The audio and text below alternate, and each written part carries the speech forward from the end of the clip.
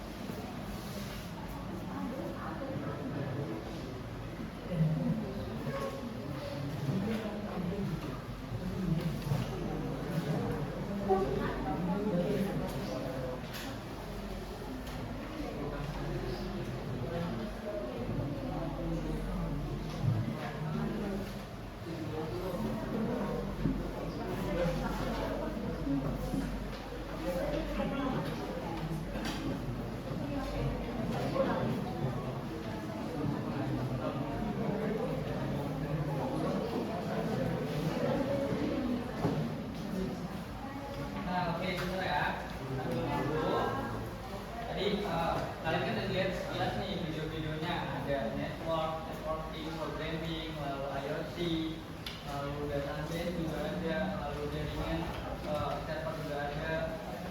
Dari hal itu ada yang mau kalian tanya dulu nggak? Apa sih kak? Ini IoT itu apa sih kak? Jadi mungkin sekian saja. IoT itu panjangan dari Internet of Things. Jadi mudahnya kalian pernah lihat horden yang kalau kita tekan buka otomatis itu salah satu perangkat IoT. Jadi segala sesuatu itu otomatis. Kalian mau masuk pintu nih pakai kunci atau muka face gitu. Otomatis kuncinya pintunya baru buka kan. Nah itu termasuk perangkat IoT juga. Jadi di dalam prodi kami itu dia bisa main kemana aja, ke jaringan, ke IoT tadi, ke mana lagi tadi, ke programan, coding gitu. Kurang lebih seperti itu.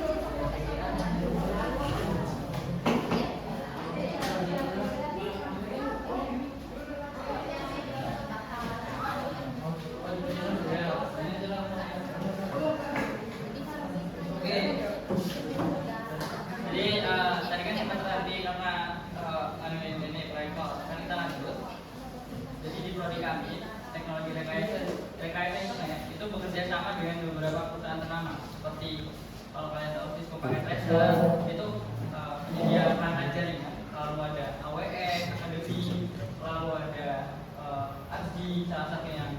Sebelumnya udah tahu belum ASDI itu apa? Belum ya? Belum. Jadi ASDI merupakan singkatan dari Asosiasi Penyelenggara Jasa Internet di Indonesia. Boleh di next? Nah, ASDI ini merupakan sebuah wadah atau sebuah wadah ya dari komunitas-komunitas ISP yang ada di Indonesia untuk saling berkomunikasi. Tahu ISP nggak? Enggak. Jadi ISP itu kepanjangan dari Internet Service Provider. Kalau kalian pernah ada di sini ada punya WiFi nggak di rumahnya? Nah, WiFi-nya apa tuh? Provider. Video, Bisnet. Nah, itu merupakan salah satu ISP. Bisnet, Info, Publik itu merupakan ISP dari Indonesia ya. Jadi mereka tuh berkomunikasinya lewat ASDI. ASDI ini yang ngatur ketentuan jaringan, lalu ketentuan penyelenggaraan jaringannya itu gimana. Dan salah satu kontribusi ASDI ini yaitu membangun dan mengelola Indonesia Internet Exchange. Jadi sebelum ada ASDI, mereka tuh ISP itu pada berkomunikasi lewat sendiri-sendiri. Jadi harus ke jalur internasional dulu, baru masuk ke sini. Akibatnya apa? Traffic jaringan itu jadi lemot, sehingga pada tahun 1996 ABGI inilah dibentuk. Jadi dia ini cuma organisasi yang menampung ISP yang ada di lokal atau di Indonesia. Jadi tempat komunikasinya ISP lah, buat ngobrolnya ISP itu di ABGI. Seperti itu. Next. Nah, peran ABGI dalam industri internet yang pertama itu menjadi wadah komunikasi ratusan ISP di seluruh Indonesia. Jadi seluruh Indonesia itu ISP itu pada berkomunikasi di ABGI. Lalu yang kedua ada mengatur standar teknis, kepatuhan terhadap regulasi dan kualitas layanan internet. Jadi si ABGI juga seperti yang tadi saya bilang, dia itu mengatur regulasi internet, di mana internet itu boleh didistribusiin, ini tuh harus gimana, dan pokoknya ada ketentuan-ketentuan yang harus dipatuhi oleh perusahaan-perusahaan ISP yang ingin menjalankan sebuah bisnis. Lalu ketiga, menyediakan pelatihan, workshop, sertifikat untuk meningkatkan potensi SDM internet. Jadi kan kalau sekarang apa-apa tuh perlu sertifikat. Misal kamu bisa ngelas itu perlu sertifikat, karena orang nggak bakal percaya kalau cuma bilang saya bisa ngelas. Buktinya mana? Sertifikat itulah jadi bukti nanti. Nah, kalau ABGI di dalam bidang internet dia menyediakan pelatihan, workshop, sertifikasi tersebut dalam dunia jaringan. Jadi kalau kita mendaftar kerja gitu, nah itu sertifikat itu sangat kepake ya tentunya untuk membuktikan skill kita itu bahwa benar adanya, nggak cuma ngomongan doang gitu. Next. Nah, kolaborasi ABGI dan dampaknya bagi Indonesia. Jadi ini ABGI menjadi salah satu menjadi mitra strategis pemerintah dalam penyusunan regulasi internet tadi yang seperti sudah dijabarkan ya. Lalu ABGI juga berperan dalam keamanan cyber dan pusatnya data nasional, kurang lebih seperti itu. Jadi ABGI juga menjadi salah satu pilar nih perkembangan internet yang ada di Indonesia. Kalau kalian tahu Starlink nggak? Buatan Elon Musk yang pakai satelit yang kita kalau punya alatnya jadi bisa terhubung dimanapun. Itu salah satu kemajuan dunia internet. Cuman kan ISP Indonesia belum mengadopsi hal tersebut, masih sedikit gitu. Soalnya kan harganya mahal. Jadi otomatis kebanyakan masih pakai fiber optik. Nah, ABGI itu termasuk yang membuat kebijakan, salah satu kebijakan agar hal tersebut tuh nggak mematikan ISP Indonesia. Next. Oke. Nah, kurang lebih seperti itu tentang ABGI. Jadi ABGI merupakan salah satu partner kami dalam prodi teknologi rekayasa internet.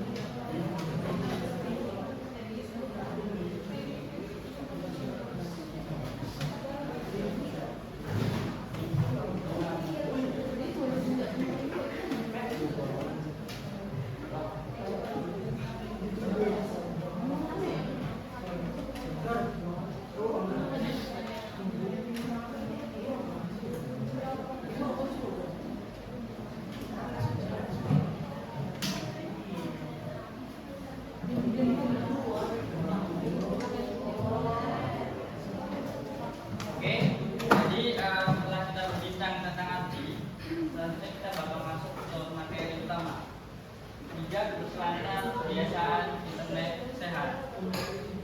Dalam dunia internet kita kan enggak sih, dalam menggunakan internet itu pasti sehari itu ada lah lebih dari 2 jam 3 jam kita scroll TikTok, main HP segala macam yang menggunakan internet. Nah di sini kita bakal belajar nih gimana sih cara menggunakan internet secara sehat. Tadi kita bakal belajar, dalamnya ada beberapa bagian, kurang lebih 4 sebenarnya. Nah bagian yang pertama itu ada pola penggunaan internet sehat. Lalu next, bagian kedua ini ada manajemen screen time. Bagian ketiga ada konten positif. Lalu 4, self control digital. Balik. Nah, mungkin kita akan ke bagian pertama dulu. Pola penggunaan internet sehat.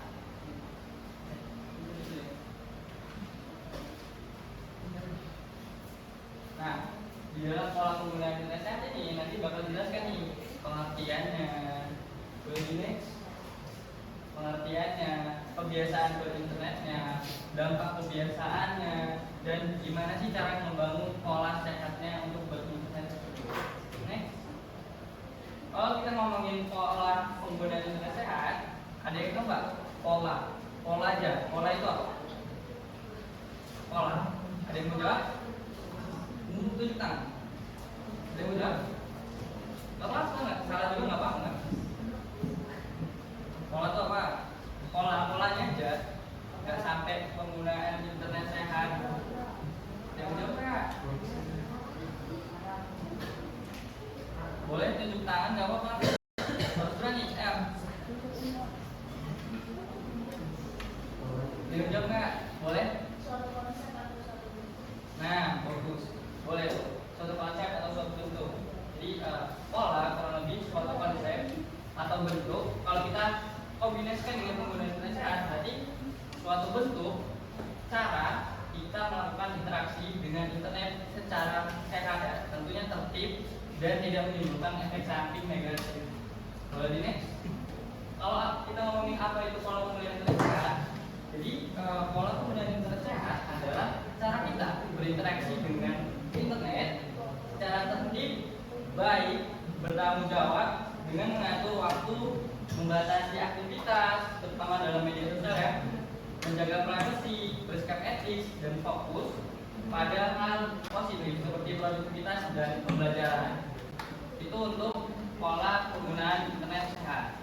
Oh ya, jangan lupa kalian boleh catat materi di depan kalau merasa ini penting, karena nanti bakal ada suatu pertanyaan dari kami, atau kalian boleh nanya ke kami di akhir materi. Untuk selanjutnya boleh dijelaskan oleh kita ini.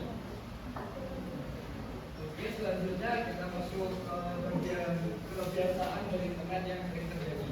Jadi pada slide itu ini kebiasaan yang sering terjadi pada diri kita ya. Sehari-hari, misal untuk yang pertama yaitu scroll sebelum tidur. Nah ini pasti rata-rata seorang kita pasti sebelum tidur scroll dulu ya. Itu ada kebiasaan scroll sebelum tidur ini artinya berdampak buruk bagi pola tidur bisa. Kita lihat misal tidur jam 10 nih, kita udah rebahan jam 9, terus kita scroll ya cuma setengah jam, tiba-tiba scroll terus lihat FYP itu algoritma, jadi tidurnya terlalu malam gitu lah. Takut ketinggalan info sampai scroll TikTok. Ya, ketinggalan berita ya. Oke, selanjutnya yaitu cek HP langsung setelah bangun. Jadi bangun tidur tuh lebih baiknya kita jangan buka HP dulu, karena itu bisa mempengaruhi mood kita juga sih.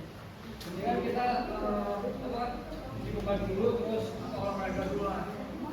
Selanjutnya yaitu belajar sambil buka media sosial. Nah, belajar sambil buka media sosial ini sangat mengganggu ya media sosial. Jadi kalau kita misal fokus belajar itu belajar aja, jangan sambil belajar sampai terus buka TikTok tiba-tiba 3 jam buka TikTok. Terus selanjutnya scroll tanpa tujuan jelas. Kita scroll ya emang gabut tapi kayak gak punya tujuan. Scroll itu kita cari apa, cari informasi, kita gak dapat apa-apa, jadinya kayak berbawa aja sih. Terus selanjutnya itu tugas sekolah tertunda pada tujuan kita. Jadi yang seperti pada poin yang ketiga tadi ya, yaitu belajar. Jadi tugas tuh mending dikerjain dulu lah kalau dari pembelajaran sambil tugas sambil terus scroll tugas scroll itu udah bakal keluar juga. Terus selanjutnya itu pindah aplikasi berulang-ulang. Nah ini sering terjadi ya, kita buka WhatsApp, nungguin catatan dari orang, TikTok, itu terus berulang terus kayak buang-buang waktu sih. Boleh next. Nah selanjutnya yaitu dampak kebiasaan. Nah ini dampak buruknya ya, yang pertama yaitu konsentrasi mudah pecah. Jelas kita sering nih kayak yang tadi aku omongin ya, kita belajar terus belajar gitu jadinya kayak konsentrasinya nggak fokus. Oke selanjutnya yaitu produktivitas menurun. Jelas kayak misal kita belum install TikTok terus masih lanjut belajar terus nilainya bagus, tiba-tiba install TikTok kita jarang belajar dan malas jadinya nilainya turun, produktivitasnya juga turun. Selanjutnya yaitu kurang tidur. Jelas tadi yang ngomong ya, kita pengen tidur jam 10 ya scroll sampai jam 10 malam malah 12-an sampai jam misal jam 1 malam gitu aja. Selanjutnya itu sulit fokus saat belajar, terus mood gampang berubah. Ini sering terjadi ya itu pas pagi-pagi scroll TikTok lihat orang bucin gitu. Selanjutnya itu banyak waktu terbuang tanpa sadar. Kita sering scroll TikTok kayak nggak tahu tujuannya, kayak buang-buang waktu aja sih. Next. Nah ini itu solusinya ya, itu membangun pola yang sehat. Nah di sini ada 4 solusi dari kami, yaitu yang pertama yaitu pisahkan waktu belajar dan waktu hiburan. Jadi kita tuh harus tahu nih kapan kita memakai handphone, kapan kita harus stop juga. Jadi pas waktu belajar nih kita harus fokus belajar aja, nggak usah kayak buka TikTok atau Instagram gitu. Jadi kita biar fokus di satu kegiatan dulu.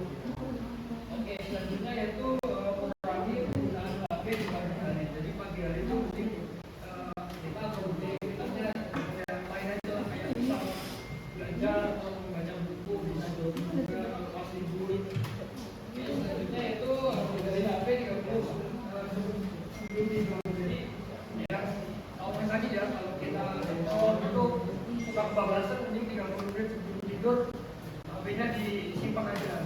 Oke, selanjutnya itu tentukan zona tanpa HP. Misal saat makan, belajar, ibadah. Nah, yang keempat itu kita harus tahu nih kapan kita nggak pegang HP. Di sini ada contohnya yaitu saat kita makan. Tapi kan juga susah ya kalau makan tanpa YouTube gitu ya. Terus belajar juga susah juga sih. Kalau ibadah ya pasti lah, masa sholat sambil main HP nggak mungkin. Selanjutnya jadi untuk solusinya tuh kita gimana ya, harus kita tuh tahu tuh kapan kita pakai internet, kapan kita harus berhenti. Jadi ini selanjutnya kan dilanjutkan oleh saya. Oke, saya akan melanjutkan materi yaitu manajemen screen. Nah sebelumnya di sini udah ada yang tahu sih apa itu manajemen screen time?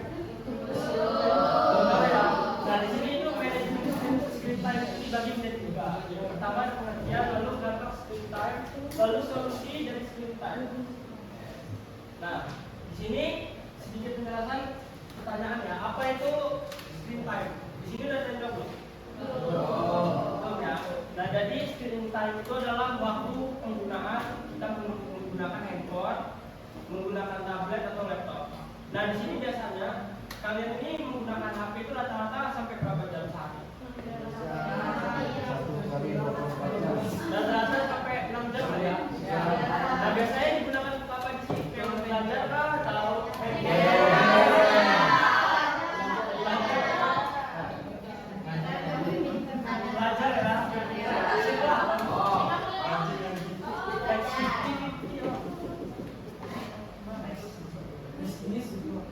Nah, jadi kalian tuh udah tahu belum sih sebelumnya nih dampak dari screen time dulu yang dari gambar ini gitu. Selain yang ada di sini, tahu nggak apa sih dampak dari screen time yang berlebihan?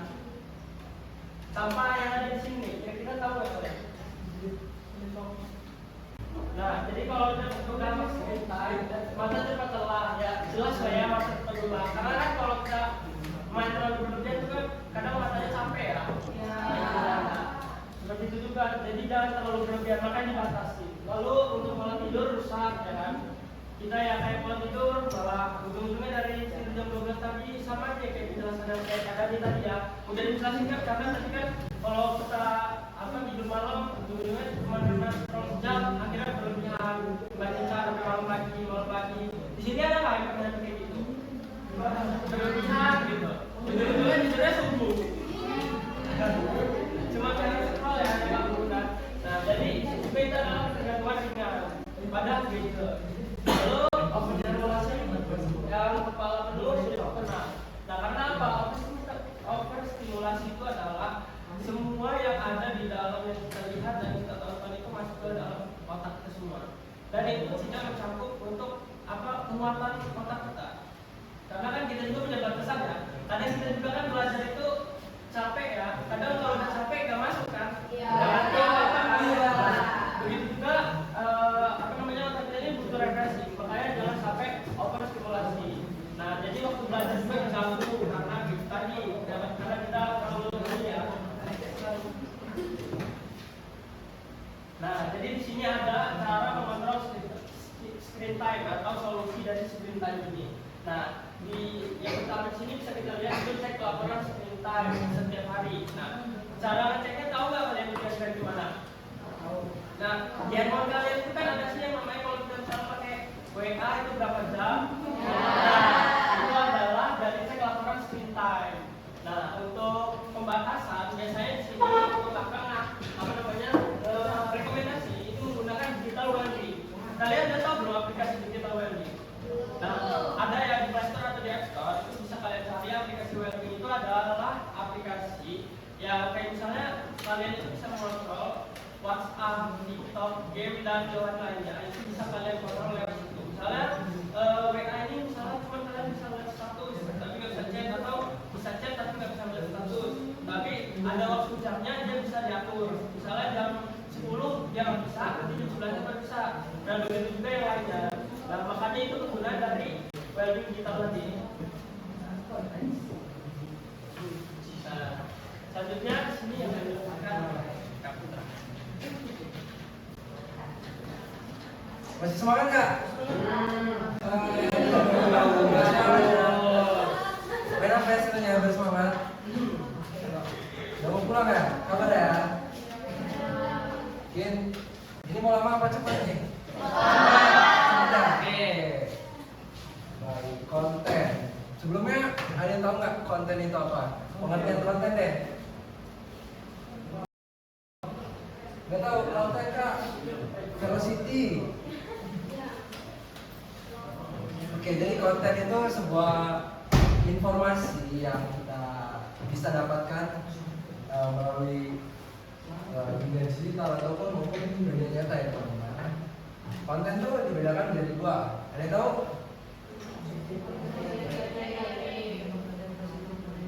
Konten apa? Konten positif, konten negatif. Konten positif contohnya seperti apa? Ada yang tahu? Satu-satu dong, angkat tangan. Ayo, jangan keroyokan dong, kalau berani. Konten positif, satu aja. Apa? Angkat tangan. Belajar, dia bisa. Konten yang mengedukasi. Jadi konten apa? Ceramah apa dulu nih?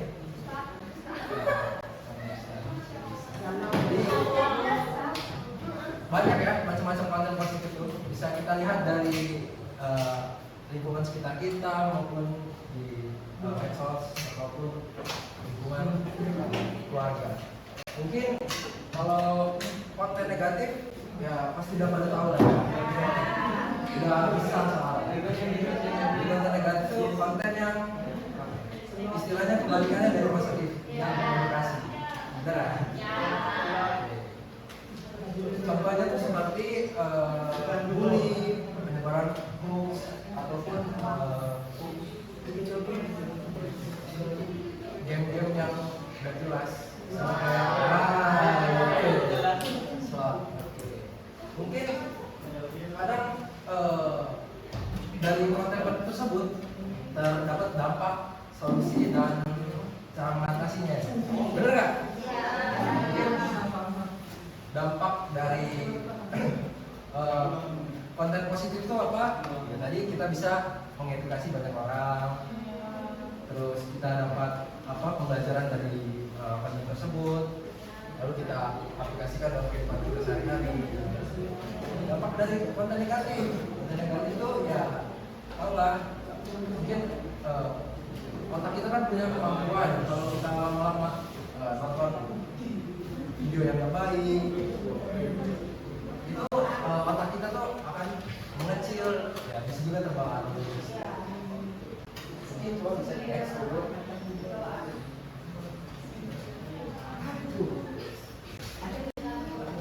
Next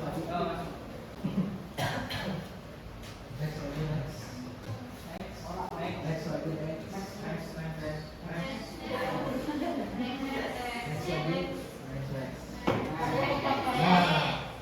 Oke, di sini kita masuk konten yang perlu dihindari. Teman-teman kalau biasanya nih lihat perkara kecelakaan, pernah kan? Ya teman tuh pasti videoin atau langsung, wih, gua tolong nih. Kalau guys, pada terjadi kecelakaan guys, langsung tolong ya. Setuju, sepakat ya. Coba itu ya. Jadi sebenarnya kalau konten-konten kalau ada orang kecelakaan tuh ya kepekaan kita langsung belum enggak juga gitu. Terus konten yang memicu kecanduan. Ada itu nggak contohnya konten yang memicu kecanduan nih? Slot. Kalau itu bisa. Rata-rata siswa-siswi SMK dua kalian ini standar kan nih? SMA ya? SMA dua kalian. 50-50. Gas nggak habis ini kalau sekian? Enggak ya. Terus liburan yang tidak sehat dan menyita waktu. Nah, seperti tadi yang dibilang oleh Kak Dani, ya, scroll yang nggak penting sampai kebablasan, misalkan di sekolah punya 5 menit atau 2 jam, 3 jam. Mungkin seperti itu aja. Ada yang mau bertanya nggak? Kurang apakah? Kurang jelas mana? Kurang cepat ya?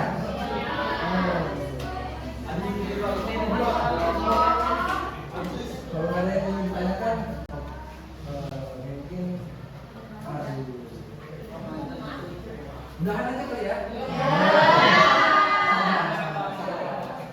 Kalau kita lagi dilanjutkan oleh teman kakak.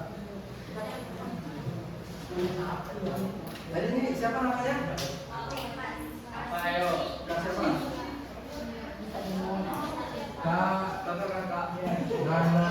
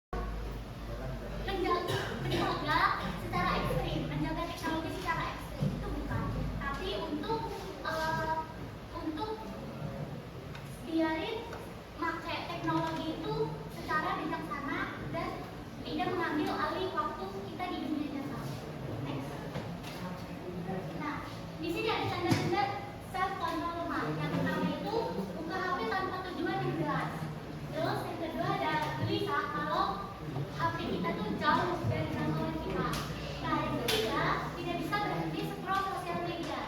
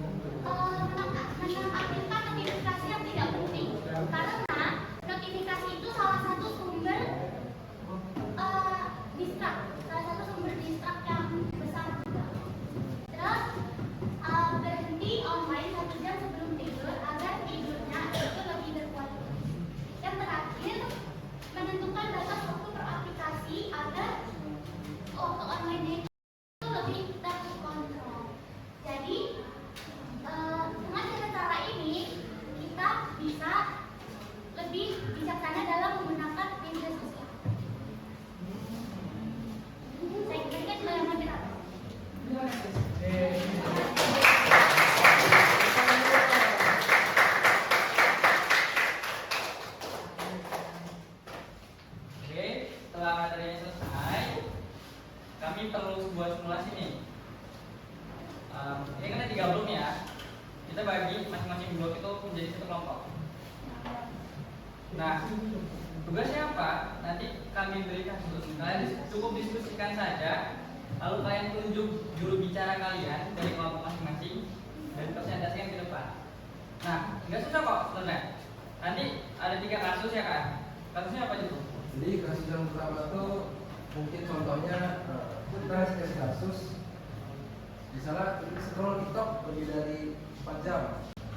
Di dalamnya tuh ada subbabnya, dampaknya apa, terus penyebabnya apa, terus solusinya apa. Penyebab, dampak, dan solusinya.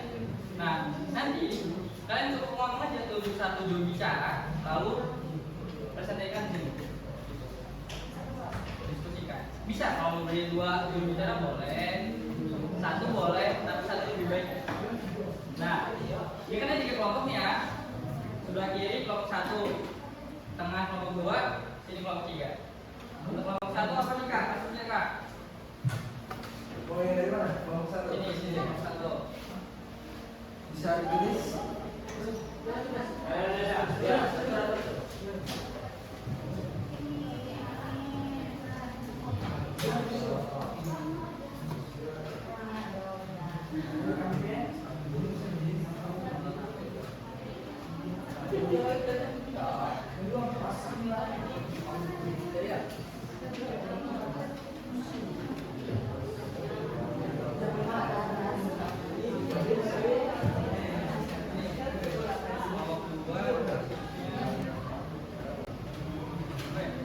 Main game sampai.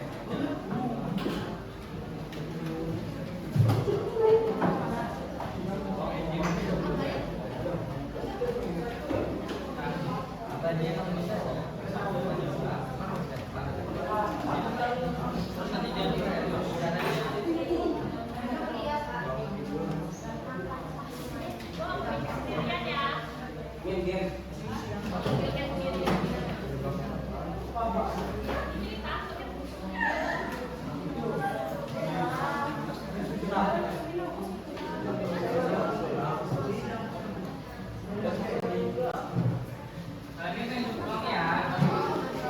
Coba dulu. Nah, ini tuh yang pulang. Jadi kami beri waktu 10 menit untuk diskusi. Cuma Jangan 10 menit, 5 menit cukup ya. ayo, 5 menit atau 10 menit? 5 menit. 5 menit ya. Kalian tunjuk juru bicara kalian. Lalu nanti dipresentasikan di depan. Boleh kok pakai kertas nggak apa-apa, ambil dibaca di sini nggak apa-apa. Iya, kalau ambil baca kertasnya atau mau nggak pakai kertas punya itu apa? Buat sebagus-bagusnya kalimatnya ya, akan dinilai nanti ada sesuatu.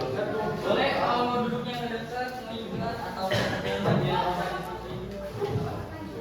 Boleh duduknya yang Iya, nggak apa-apa. Boleh juga nggak apa-apa ya. dari masing-masing kelompok, 2 juru bicara juga nggak apa-apa, ada 1 nggak apa-apa.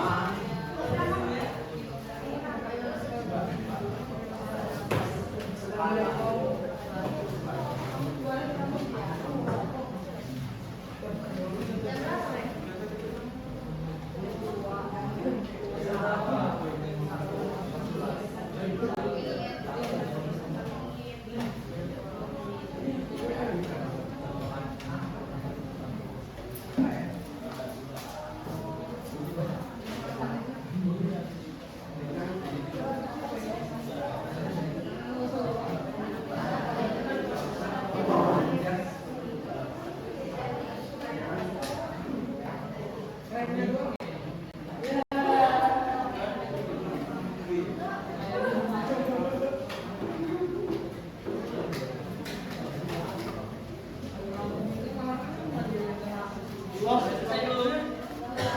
Oke. Tunggu sebentar lagi ya. 10, Sudah. 9,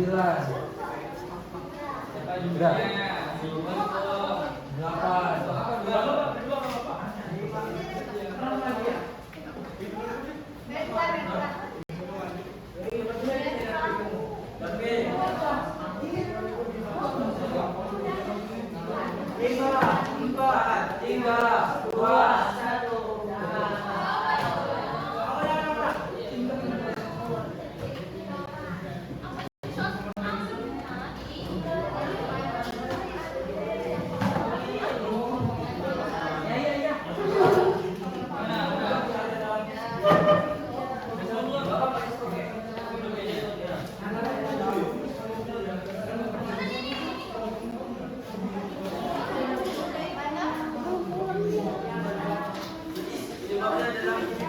Mohon perhatiannya. Udah semua belum? Udah. Nomor 1 udah. Udah. 2. Udah. 3. Udah. Siapa yang mau duluan?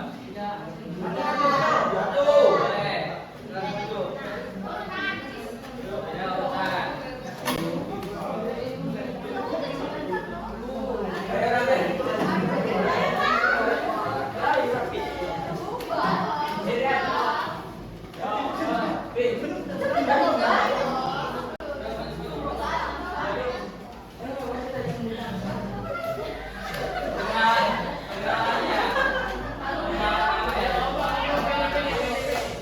Assalamualaikum warahmatullahi wabarakatuh.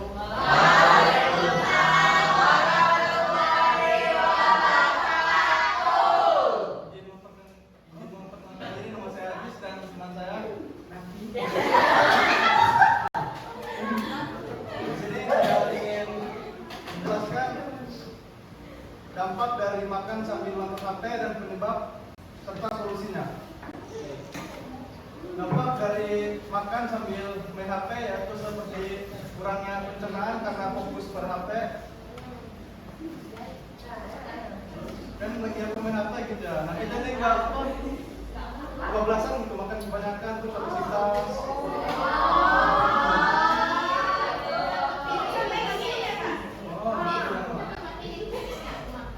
Bisa lo kan bisa.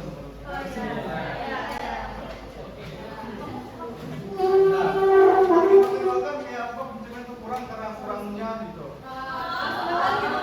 Silakan. Nah solusinya tuh kayak apa?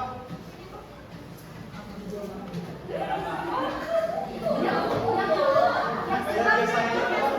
Kayak biasanya hidup sehat. Taruh HP. HP jadi taruh di rumah makan.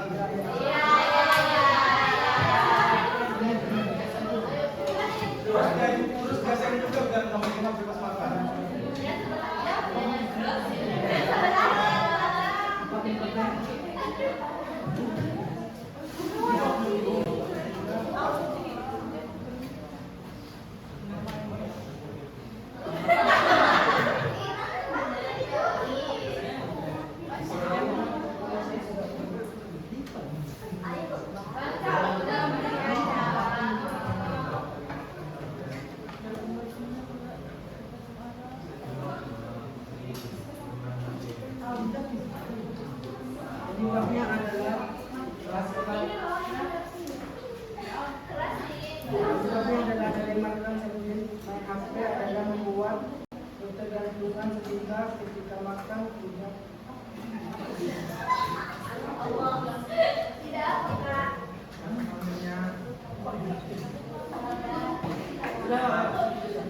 Sekian dari kami. Wassalamualaikum warahmatullahi wabarakatuh.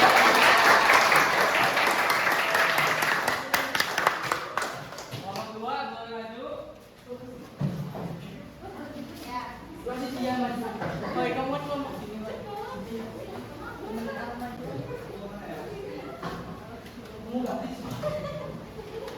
Assalamualaikum warahmatullahi wabarakatuh.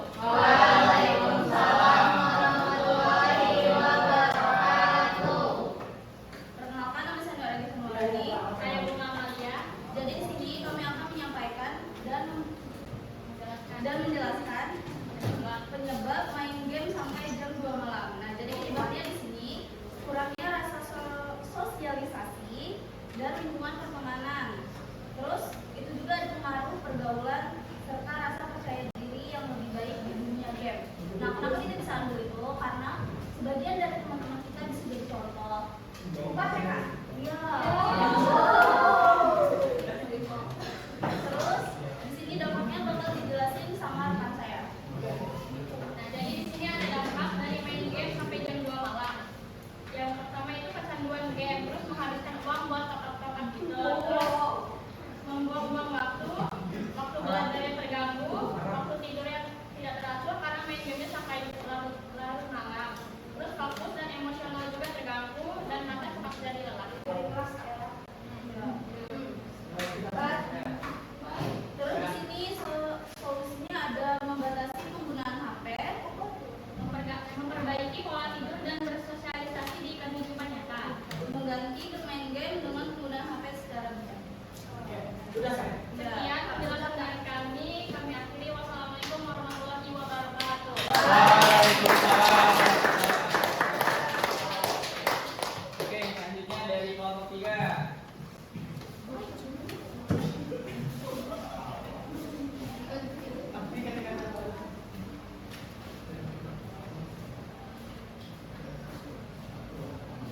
Assalamualaikum warahmatullahi wabarakatuh. Izin memperkenalkan diri, nama saya Prasandia Karisma Zahra. Saya Olivia Dwi. Pada kesempatan kali ini, saya dan kawan saya akan menjelaskan kasus bangun tidur langsung pegang HP, dan kami akan menjelaskan penyebab, dampak, serta solusinya. Penyebab dari kasus bangun tidur langsung pegang HP ini adalah pola kebiasaan yang membentuk sebuah perilaku yang dilakukan secara terus-menerus sehingga sulit untuk dilepas dari kebiasaan bangun tidur pegang HP. Dan dampaknya yaitu dari kebiasaan tersebut dapat merubah mood secara mudah menjadi kurang fokus ketika melakukan sesuatu aktivitas dan menurunkan semangat produktivitas. Jadi solusinya adalah ketika kita mau bangun tidur, kita mengubah pola kebiasaan tersebut dengan melakukan kegiatan yang bermanfaat dan aktivitas yang bermanfaat. Contohnya seperti berolahraga dan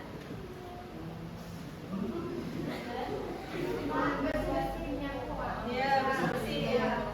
Serta menjauhkan handphone dari jangkauan kita. Sekian, terima kasih atas perhatiannya. Wassalamualaikum warahmatullahi wabarakatuh.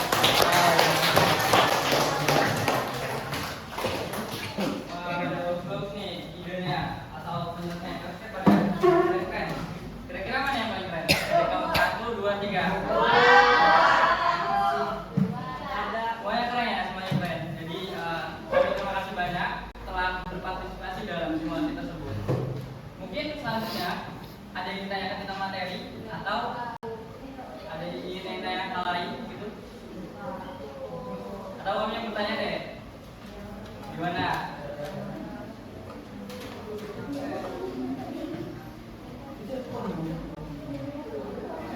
Jadi inti dari materi ini kan kita belajar gimana cara menggunakan internet secara sehat. Kalau dari kalian sendiri ada yang bisa nyimpulin nggak materi yang kita pelajari hari ini apa aja? Oh, mau maju ke depan aja nggak apa-apa. Mau pakai buku tah, mau apa tah? Ada yang bisa nyimpulin nggak hal yang telah kita pelajari selama presentasi ini itu belajar apa aja sih? Pakai bahasa kalian aja nggak apa-apa.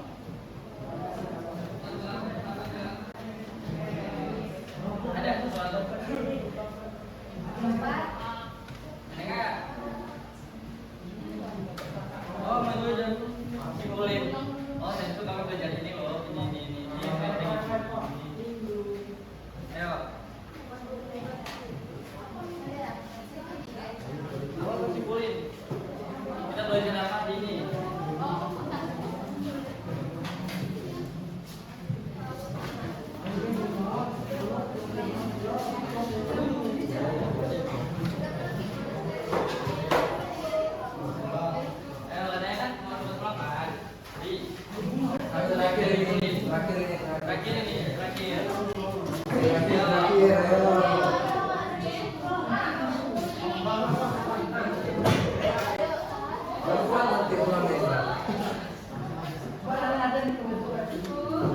Satu kalimat, dua kalimat.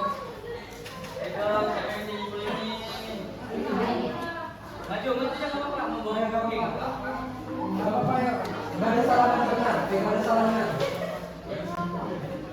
Nggak ada salah, nggak ada salahnya.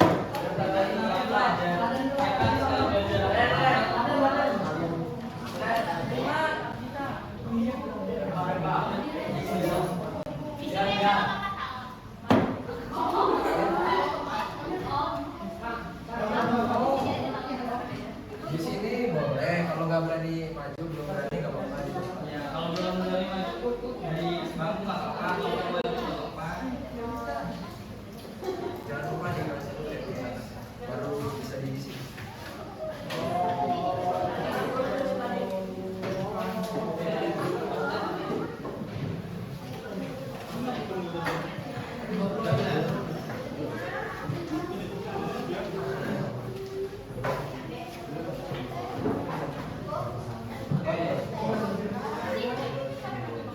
Ya, sebentar, lumayan isi proses.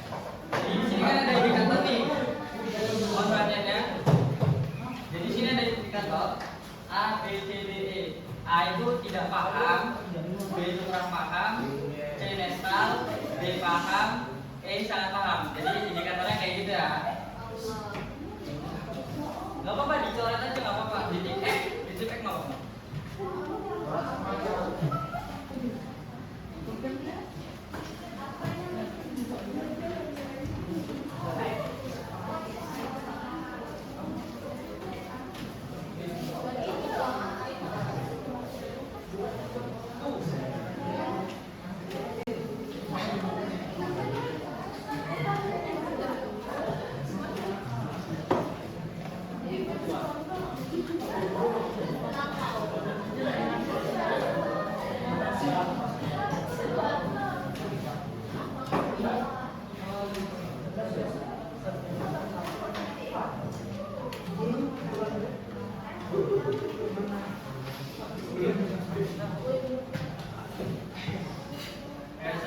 Selagi ngisi proses, sambil dipikirin lagi nih materinya, apa aja kira-kira.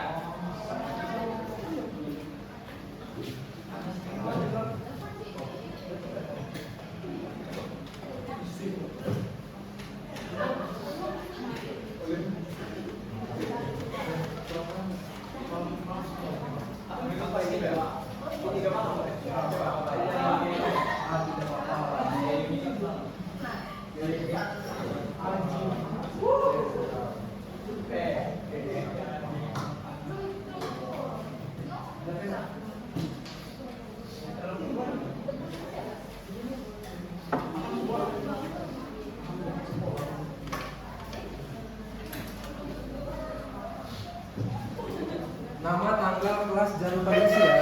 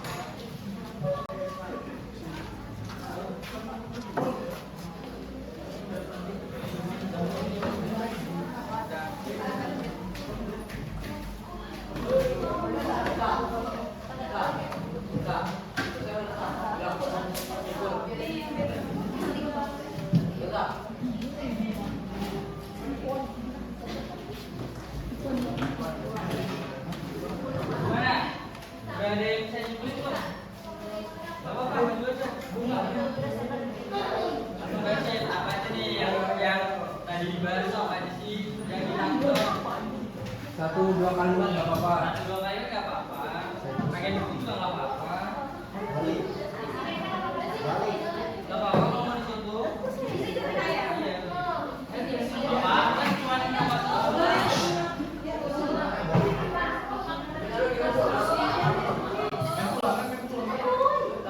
besok pulang.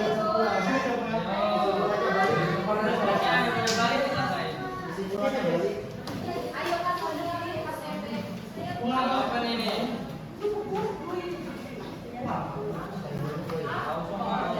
Nggak dimakan kan? Apa? Mau baju mau apa? Kesimpulan yang diambil dari pada hari ini itu seperti apa? Bagaimana cara kita membedain konten positif, negatif, terus juga apa? Gimana kita apa kayak mencegah kayak main apa mengeluarkan udah ada main HP terus main HP gitu. Jadi kita belajar apa kayak scratching gitu, main Tepuk tangannya dong.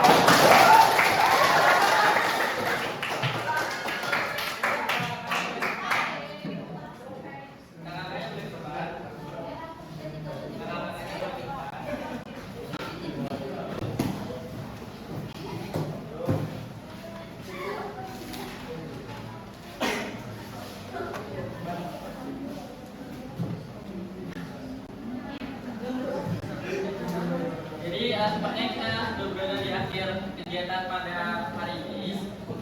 Kami mengucapkan terima kasih banyak kepada kelas 12 ini satu ya langsung partisipasi dalam kegiatan sosialisasi kami mahasiswa berlaku prodi teknologi rekayasa internet.